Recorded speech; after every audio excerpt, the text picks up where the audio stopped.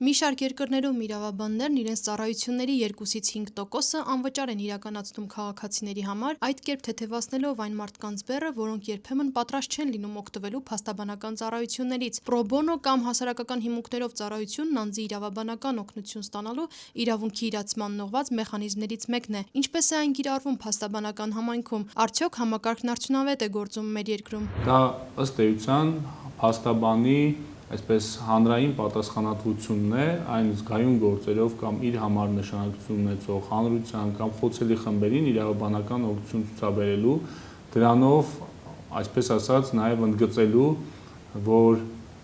փաստաբանը ոչ միայն դա այսպես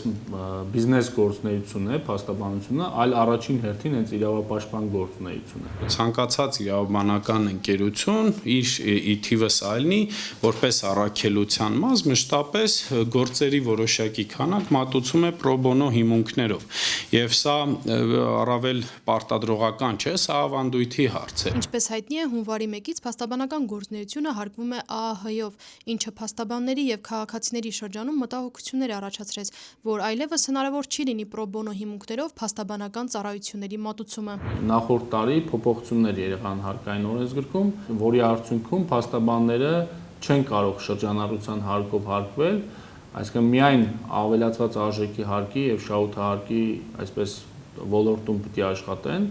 իսկ դա նշանակում է, որ փաստաբանները այլևս չեն կարող անվճար իրավաբանական օգնություն ցուցաբերել, քանի որ նույնիսկ անվճար, եթե իրենք հատուցում չեն ստանում քաղաքացուց, այսինքն պատրաստ են զիջել իրենց գումարը, պետությունը միևնույնն է իր գումարը պահանջում է։ Փաստաբաններն այս դեպքում զրկվում են քաղաքացու համար անվճար իրավաբանական օգնություն ցուցաբերելու հնարավորությունից, ինչը նշանակում է ռազմավարությամբ սահմանված նպատակների իրականացման ճանապարհին արգելքներ են դրվում։ Այո, պետությունը ասեց, որ դուք պետք է աշխատեք ավելացված հարկի ռեժիմով, բայց պետությունը չասեց, թե քո գնացուցակը ինչպիսին պետք է լինի։ Հետևաբար յուրաքանչյուր փաստաբան կամ իրավաբանական փաստաբանական ընկերություն ինքն է որոշում այն գինը, այն արժեքը, որով մատուցվելու է pro bono ծառայությունը։ Փաստաբան Հարութ Ակլունցը նշում է, բազմիցս առաջարկել են ներառել խրախուսման միջոցներ, օրինակ հարկային որոշակի նվազեցումներ լինեն այն փաստաբանների համար, որոնք անվճար հիմունքներով ծառայություն են մատուցում, մինչդեռ պետությունն այդպիսի պատրաստակամություն չի հայտնել։ Միակ խրախուսման միջոցը եղավ Փաստաբանների պալատի կայքում եւ Արդարադատության նախարարության կայքում այդ անվճար օգնություն ցուցաբերող փաստաբանների եւ փաստաբանական գրասենյակների անունները, անվանացանկը հրապարակելը։ Բնականաբար դա այսպես նյութական առումով շատ խրախուսելի միջոց չէր եւ արդեն փորձն է ցույց է տալիս, որ փաստաբանները եւ փաստաբանական գրասենյակները այդքան է շահագրգռված չեն, այսպես այդ խրախուսանքի միջոցից, եթե կարող ենք դա այդպես անվանել, օգտվելու։ Օրենսդրական փոփոխությունների արդյունքում փաստաբաններին հնարավորություն տրվեց գրանցվել հանրային պաշտպանի գրասենյակում, վարել հանրային պաշտպանության գործեր։ Բայց կրկին նաեւ այստեղ մենք խնդիր ունենք, որը առաջացել է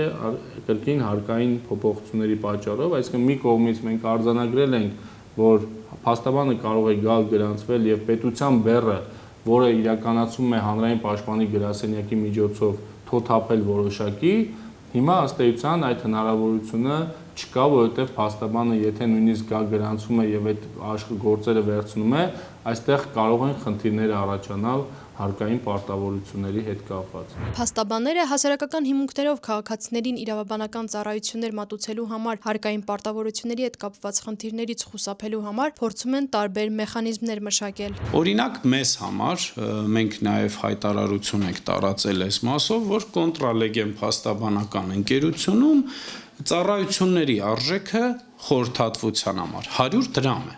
Նույնը վերաբերում է pro bono ծառայությանը։ Այսինքն ինչը մենք արել ենք նախկինում անվճար, հիմա անում ենք 100 դրամով։ Եվ այստեղ մենք հարկային մարմնի հետ չենք կարող ունենալ որևէ խնդիր, որովհետև այո, պետությունը իզորու է հարկային օրենսգրքի մեջ փոփոխություններ կատարելով որոշել, թե փաստաբանը հարկման որ ռեժիմում պետք է լինի, բայց պետությունը չի կարող որոշել փաստաբան վստահորդ հարաբերությունների գենագոյացում։ Դատաիրավական բարեփոխումների 2022-ից 2026 թվականների ռազմավարության ծրագրով Արդարադատության նախարարության կողմից նախատեսվել է պրո բոնո իրավաբանական օգնության տրամադրման կառուցակարգերի խրախուսման նոր միջոցներ ձեռնարկել, ինչպես նաև ստեղծել պրո բոնո էլեկտրոնային հարթակ, սակայն այդ գործողությունը դեռևս չի իրականացվել։ Մեր խնդիրն է ցանկացած ռեպրեսիայի, ցանկացած պետական ներգործության պարագայում լուծումներ գտնելը եւ օրինակ մենք հարցի լուծումը եւ բալանսային կետը գտել ենք այստեղ։ Մենք շարունակում ենք փաստացի 100 դրամով մատուցել նախկինում անվճար ծառայությունները, իսկ եթե ծառայությունը նախկինում պրո բոնո հիմունքներով պետք է իրականացնենք, անկեղծ սիմվոլիկ ինչ-որ վարձատրության դիմաց։ Ըստ ռազմավարությունից բխող քայլերի պրո բոնո իրավաբանական օգնության կառուցակարգերի ներդրումից հետո անհրաժեշտություն է առաջանալու ուսումնասիրել դրանց արդյունավետությունը եւ քայլեր ձեռնարկել հաջորդական զարգացումն ապահովելու ուղղությամբ, սակայն մինչ այժմ հանրության համար նման տեսանելի գործողություններ չեն իրականացվել։